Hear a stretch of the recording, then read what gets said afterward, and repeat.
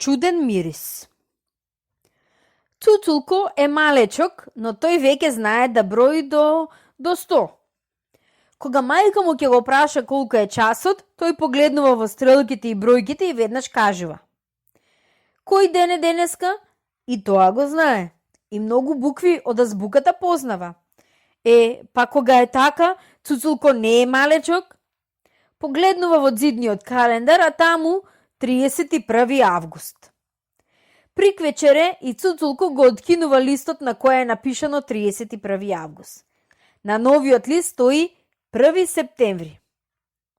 Мамо, утре да ме разбудиш порано? И вели Цуцулко на мајка си: утре е првиот учебен ден, да не задоцнам. Добро, чедо, одговора мајка му, само ти легни си и не туку бркај во чантата. Но Цуцулко не си легнува.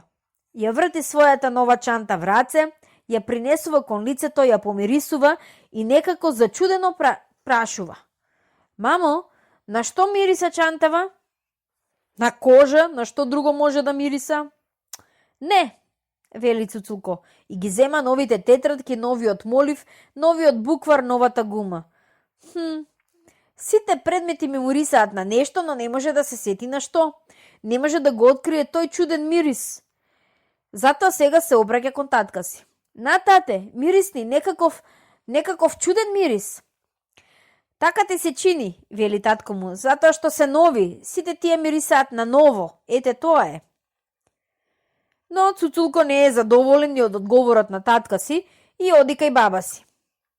Ајде, чедо, не туку мирисај, му вели таа и благо го прекорува.